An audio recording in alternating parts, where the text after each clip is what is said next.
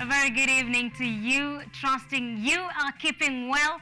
Welcome to the Weekend Prime. We have quite a lot in store for you tonight, but first let's take a look at stories hitting the headlines tonight.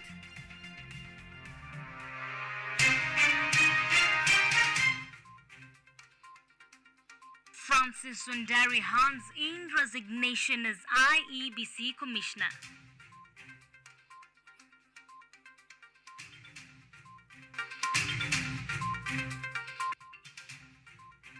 Polls close in the Bungoma senatorial elections, paving way for vote counting, which is currently underway.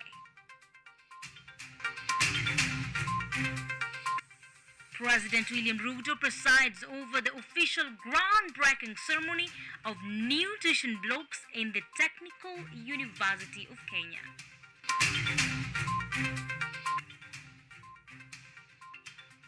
And in the world of sports, Victor Wanyama is back at Harambee Stars.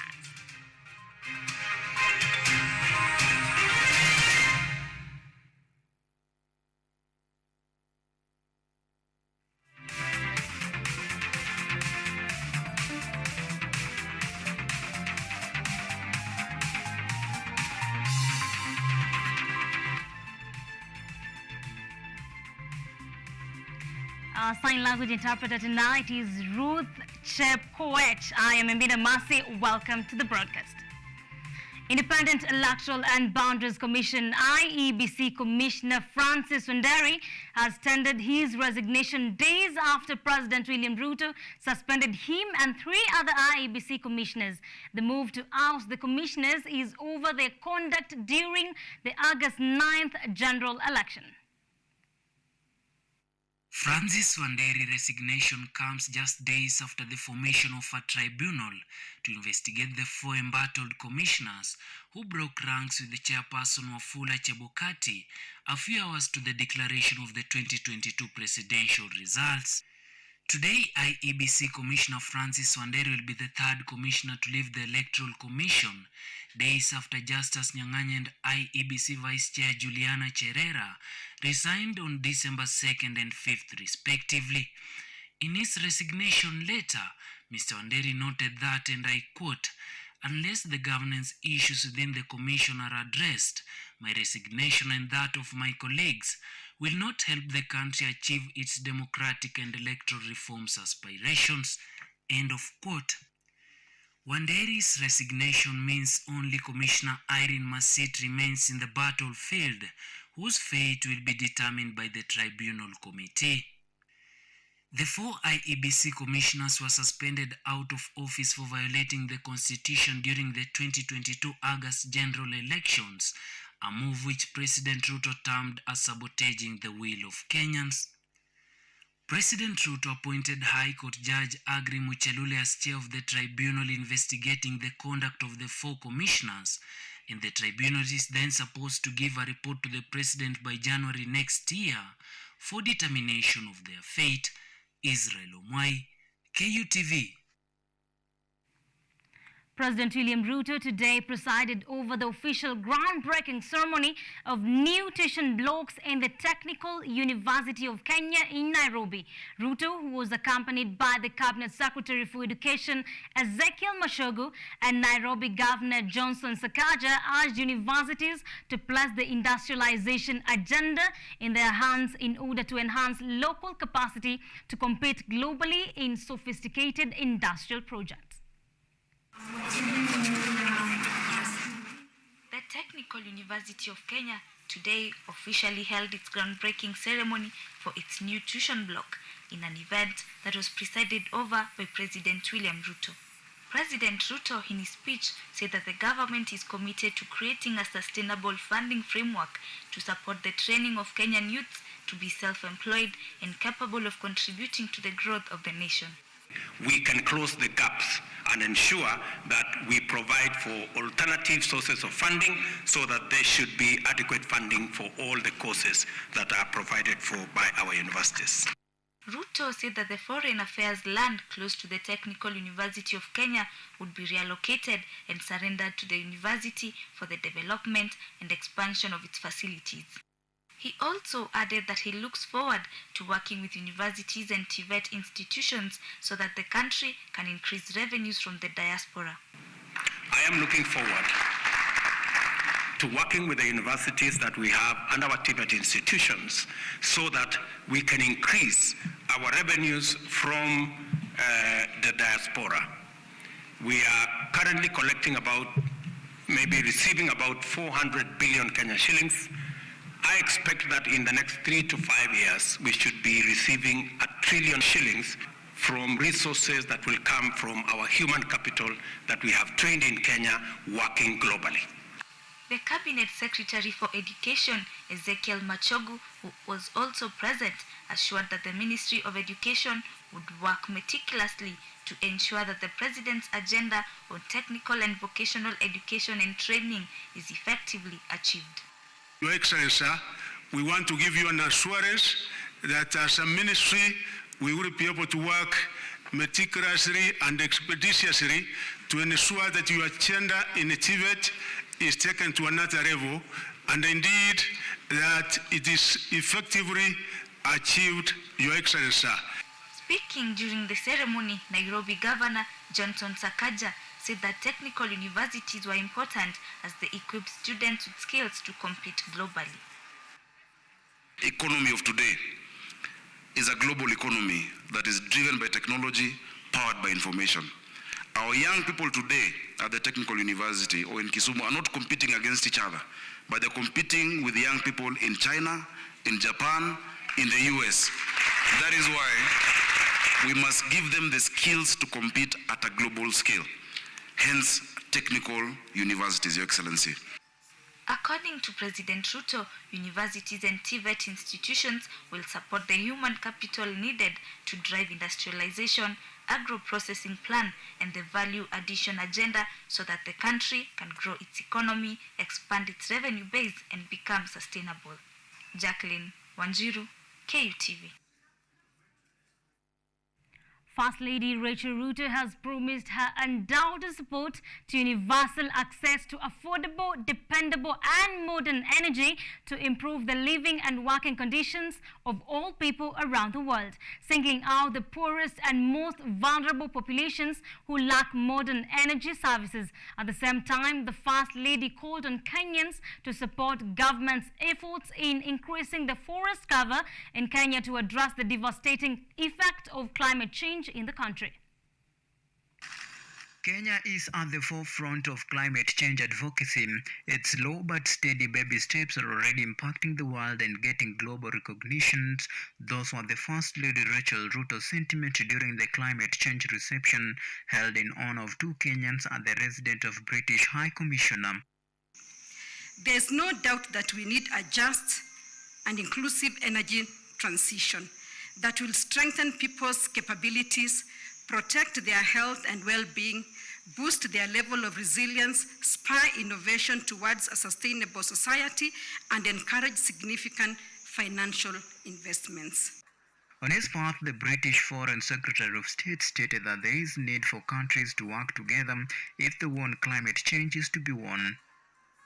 The First Lady lauded the immense contribution of Charlotte Magai, founder of Mukuru Clean Stoves, and Philip Lovestrom, founder of Rome, in impacting climate change and demonstrating great agility, creativity, and innovation in tackling climate change. I want to express my commitment to clean cooking and to ensure no one is left behind in Kenya, and that our homes and places of work are safe for all.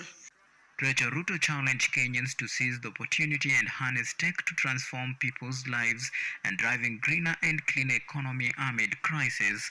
Auma Evans for KUTV, Nairobi. And my director tells me it's time to take a short break right here at KUTV Primetime News.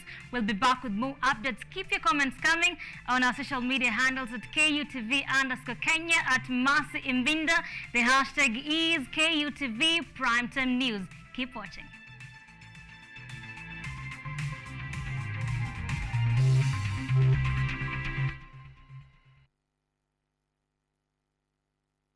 Kenyatta University will hold its 52nd graduation ceremony on Friday, 16th December 2022 at the main campus along the Thika Superhighway.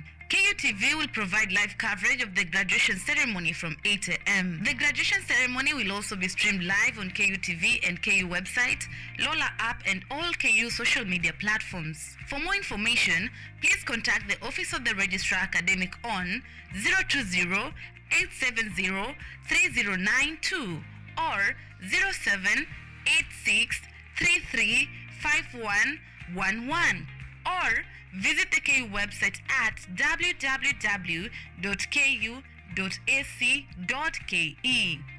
Kenyatta University, transforming higher education, enhancing lives.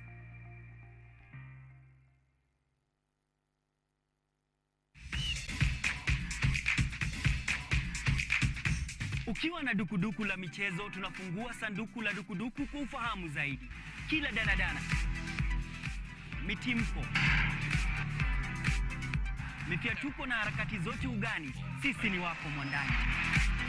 Kukurukakara zote nyanjani, haziwezi kuangaziwa zaidi ya micharazo michezoni.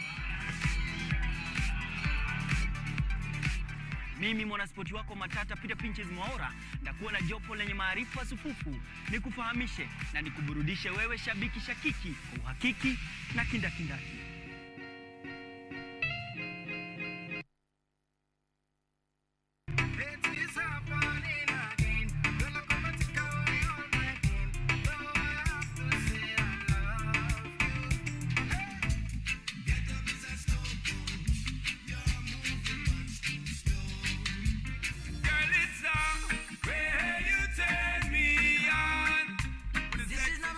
I'm just visiting. I'm just pillaging the villages. Different colors, one different. Vera Beauty and Fashion College is focused on being the leading technical and vocational training institute in the region. Our team possesses in-depth knowledge and extensive experience in the industry, offering thorough training in cosmetology, hairdressing, interior design, creative arts, training of trainers, nail technology, and fashion design. With branches in Nairobi, Thika, Meru, Eldoret, and now in Mombasa, our courses ensure that learners are completely equipped with knowledge, competency, and employability skills. Enroll today to be a part of a center of excellence.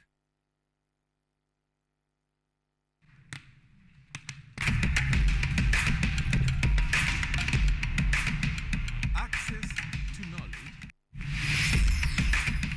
Solution to unanswered questions.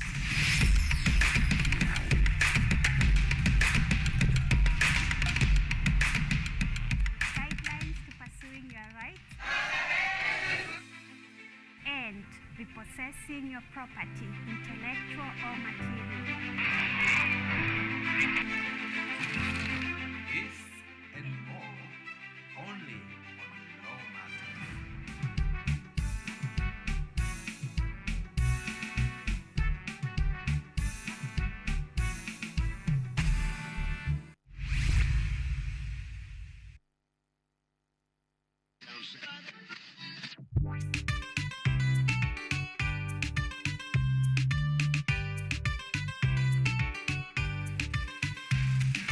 How do we hear? How do we see? What makes up the air we breathe? Welcome to Engine, an educational show for all the family. Get ready for some exciting learning and fun teaching. How does a plane fly over the sea? How do the planets float so weightlessly? It's technology. Science, you and me. We're learning every day.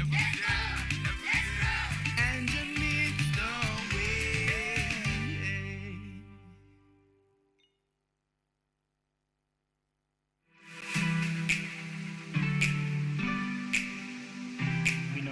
Pata system. Pata system basically helps people to get lost documents. The platform is called X-Carbon. As in the word X-Carbon. I worked with him through this journey of developing this platform. My project is a machine learning project, and it's based on the medical sector. We have this project which is a farm management system. The motivation was the way food shortage experience that we are having in Kenya. All through the daily basis, I try to focus on the area of digital security.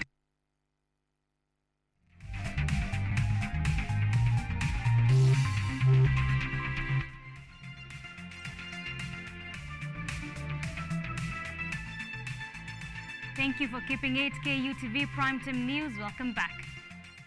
Senate Speaker Amason Jaffa Kingi launched the construction of a new secondary school in the village of Kamale in Magarini constituency, Kilifi County.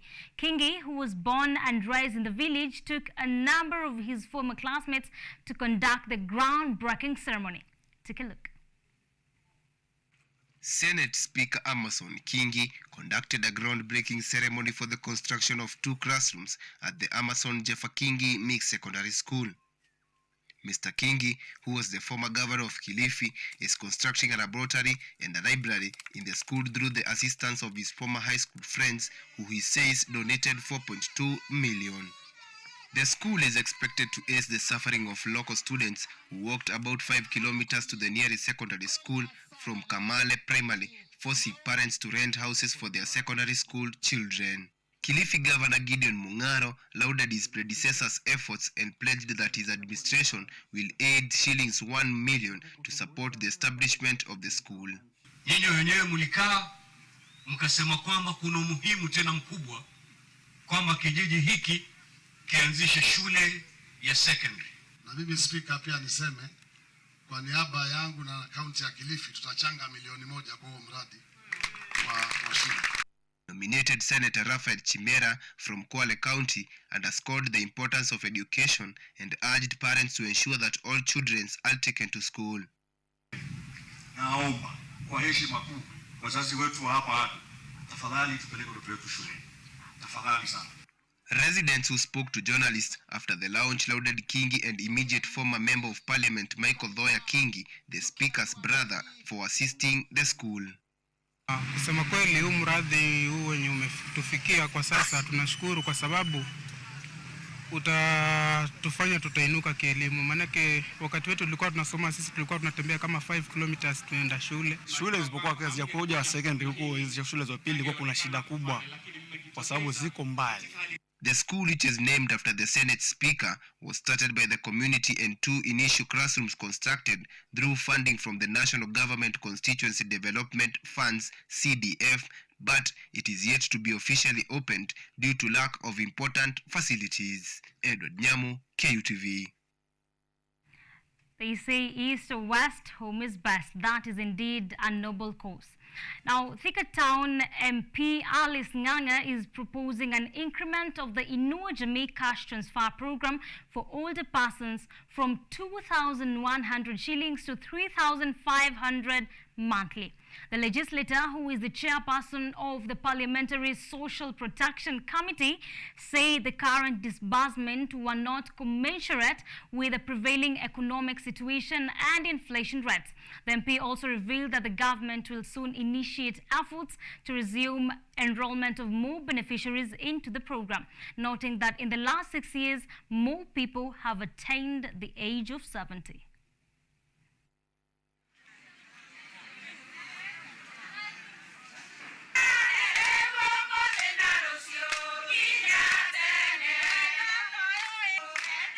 Also proposing that the modality of giving out or transferring money, we need to do it overhaul and redo it again.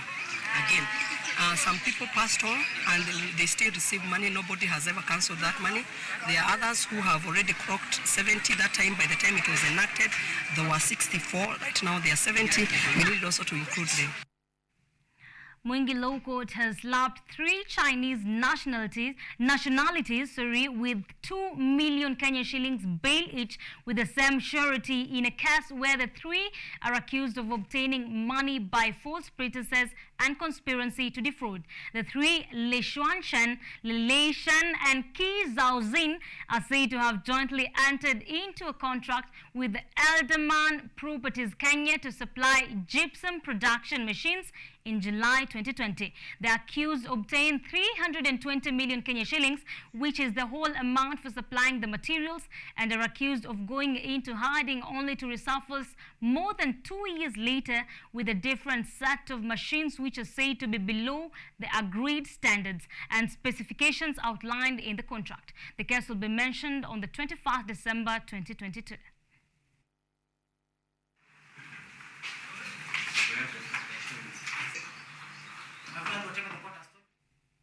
It was a sigh of relief for business tycoon Humphrey Karaoke as his Thika liquor plant was reopened on Wednesday 7th after nearly 4 years of closure. The reopening of Africa Spirits comes after the appointment of Humphrey as a member of the National Investment Council by President William Ruto. The state on Wednesday 7th handed over the farm that manufactures portable spirits such as Glenrook, Legend Black, Blue Moon, Legend Brandy, Gypsy King and Furaha, ending a 4-year standoff. The farm was closed by Jubilee government, with doors having been welded shut with DCI and KRSLs, and premises gates manned by police. After almost 4 years, KRA and DCI officials who throughout the closure period had complete control of the premises gave access to the company's auditors and lawyers. The reopening of the farm has been interpreted as the beginning of a smooth life for Humphrey Karaoke, whose plant was closed in February 2019 by Kenya Revenue Authority over claims of tax evasion of about 41 billion shillings. On November 23, 2020, the court ordered that the Thika premises be handed back to the owners. However, on November 27, 2020, the authorities applied for review of the order to return the Thika premises back to its owners, with the prosecution's application for review of this order being dismissed on 8 April 2021. Inapofunguliwa, tunaomba tu tena tupate ajira mahali hapa jinsi tulivyokuwa tukifanya kazi mahali hapa. Nafurahia hii kiwanda kitafunguliwa. Ni furaha kwetu juu mzima hasa utapata job. Kama siku ya leo nimetoa the whole day, sijapata hata, narudi kwa nyumba bila. So hii kiwanda ikikuja kufunguliwa itaniokolea. Familia yangu imesafa sana. The order to hand back the premises in November 2020 had not been suspended or overturned. The involved government agencies were accused of repeatedly ignoring court orders by refusing to hand over management of the factory as directed. The Ministry of Health, in partnership with the United Nations Children's Fund, UNICEF, and the Garissa County Government, has reopened a vaccination depot in Garissa, which will ease access to vaccines by the northeastern counties. The depot, which will also serve Wajir and Mandera counties, is expected to reduce frequent distribution trips between the central vaccine store and the counties. Speaking during the reopening session of the vaccination depot in Garissa County, Health Principal Secretary Engineer Peter Tom said that the depot, which has been equipped with a new cold room, 4 freezers, and 1 ultra-low temperature freezer, will now enable the counties to deploy vaccines with special requirements, such as the Pfizer COVID-19 vaccine. The county depot that had been established in Mandera and Wajir continue to complement the vaccine supply chain, reducing the times and stockouts of the facility implementation level. The reopening of the depot comes a day before the ministry starts a 7-day immunization exercise against measles rubella in Garissa, Mandera, Wajir, West Pokot, Nairobi, Marsabit and Turkana counties, which have been described as high risk. PS Tom appealed to the parents and guardians to make all efforts to ensure their children who are between 9 months and 59 months receive the additional dose of measles rubella vaccine during the week so that they are protected against this disease and its serious effects. Measles is a highly contagious viral disease which affects mostly children, and those below 5 years are the most at risk of severe disease or even death if not checked.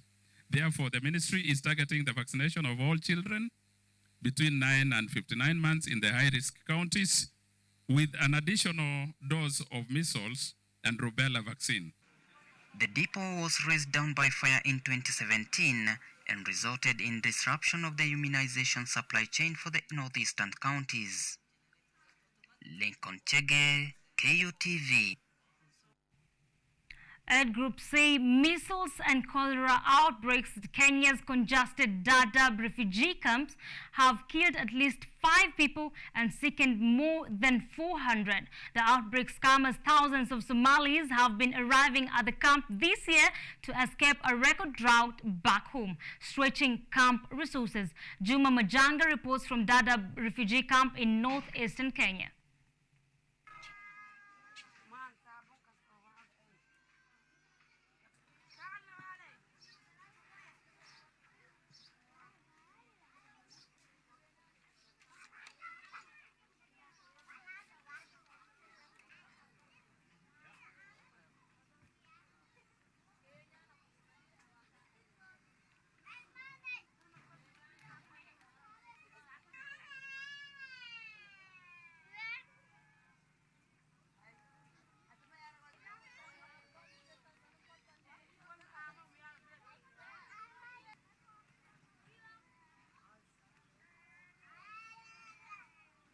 waxyaalo badan aan dareemay hadda markii la waraysan xasuusa gala oo waxyaalo badan aan la kulmay xabarko ku jiro ninkay hortiis lagu dilay laba cunug hortay ku dhintaan. We are taking another short break right here at KUTV Primetime News. We'll be back with more updates. Keep your comments coming. The hashtag is Primetime News.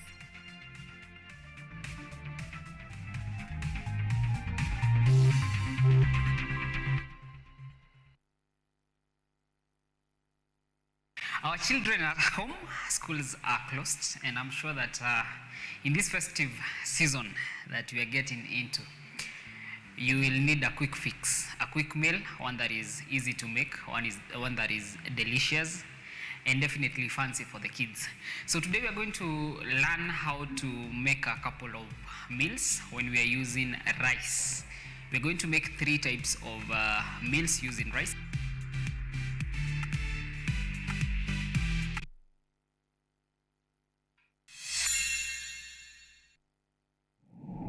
You need to look for high quality friends. I'm from Kingston, Jamaica, you know Portmore. That's my village. Kanga tu chini hapo ukinyepia ukikatia mademo akipita. Sina pesa saa hii, nimekuja kukopesa choo.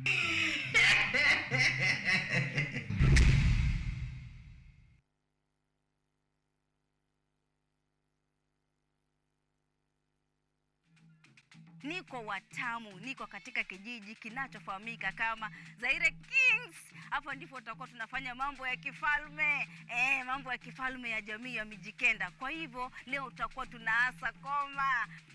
Hii mchanganyiko wa hapa, huu mchanganyiko huwa sasa ndio ni chakula cha hizi koma. Tunasema hii mchanganyiko huu ambao tunafanya huu ni chakula. Wakimaliza kula chakula, naam, watu hupenda kunywa maji. Hadi wazee wetu pia wanapewa maji eh? Si kawaida. Anayeshiba hupenda kunywa. Naam.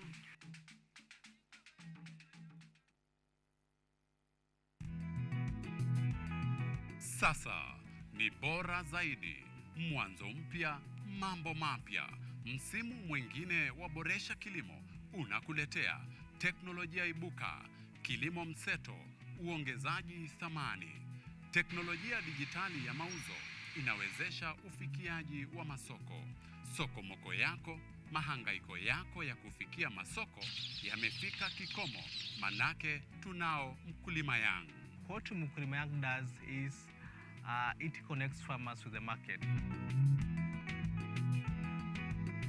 Hii ni Boresha Kilimo kwa ushirikiano na Mkulima Yangu. Atafutaye hachoki na kichoka kesha pata. Kwa makala maalum ya kilimo, ungana nasi kila Jumamosi saa 6:30 kwenye kipindi ukipendacho Boresha Kilimo. Unemployment has hit you hard. Your salary is meager.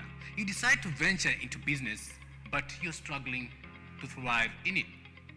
You would want to reap a big tip on how not to run into losses. Forget the preachy business vlogs, the hyperbolic motivational speeches, and all the roads down desperation.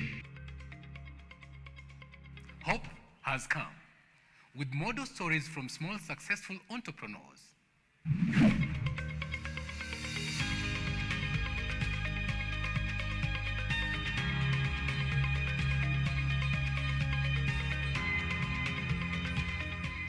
We tell you these tales weekly on The Budding Entrepreneur. Join us as we help you make your trade profitable and often smile to the bank.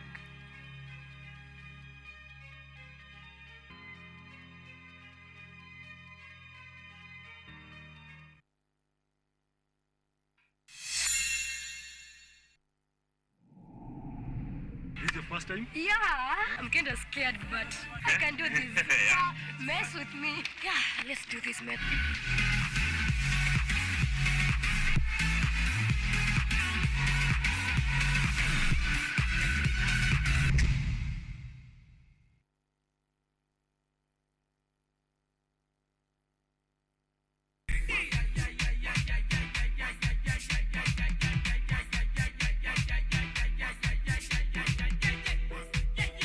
What is this magic?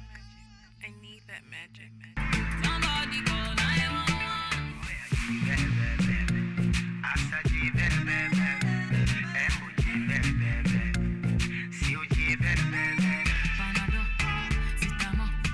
Anything for your girl, give me more.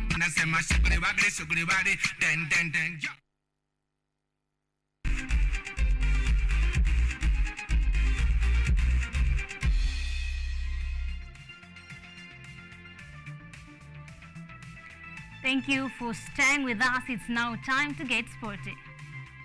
Former Harambee Stars captain Victor Mugubi Wanyama has withdrawn his retirement from international football following a conversation with Sports and Youth Affairs Cabinet Secretary Babu Namwamba. The former Tottenham Hotspurs midfielder announced his retirement in September last year after he was overlooked by then coach Jacob Gostmule. In a statement via his Twitter handle, Namwamba said this move will help in rebuilding Kenyan football with elite footballers at the heart of the project. The decision has sparked mixed reactions, with some fans saying this will deter young talents from developing, while others felt that his presence will offer guidance to the younger generation.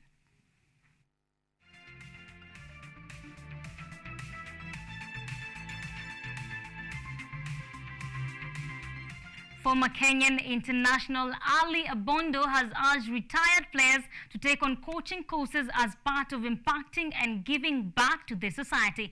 Abondo is one of the 42 students taking CAFD coaching course, which is organized by the Football Kenya Federation, Nairobi East Branch. Speaking on the opening day, the 33-year-old said that the playing experience blended with coaching skills would be of great benefit to the future generations to raise football levels in the country. The 10-day event is also running simultaneously in Trans Nzoia and Kajiado with 25 and 30 coaches respectively.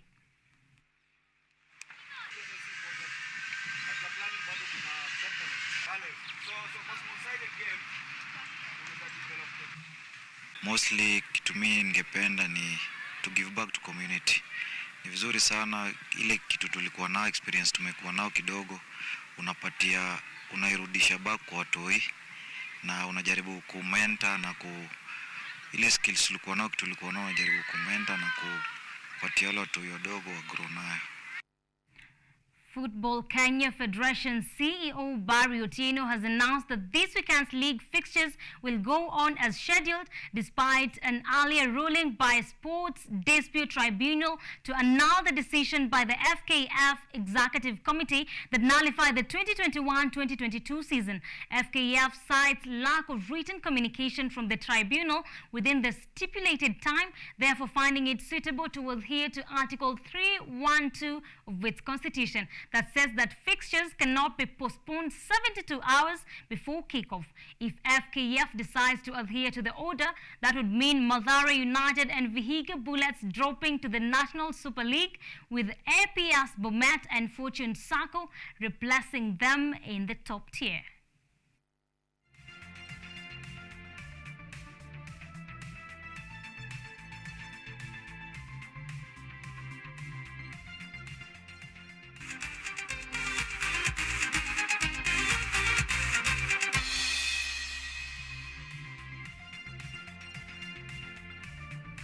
And that sports story brings us to a wrap right here, the primetime news. Many thanks for joining us tonight, and special thanks to everyone that has made this bulletin a success. Stay tuned for our subsequent bulletins and programs, and be sure to catch this bulletin on our YouTube at KUTV Kenya or on our website at www.kutv.co.ke. Keep your comments coming at KUTV_Kenya, at Masa Imbinda. The hashtag is KUTV Primetime News. Our sign language interpreter tonight has been Ruth Chapkoech. I am Imbinda Masi. Have a lovely night.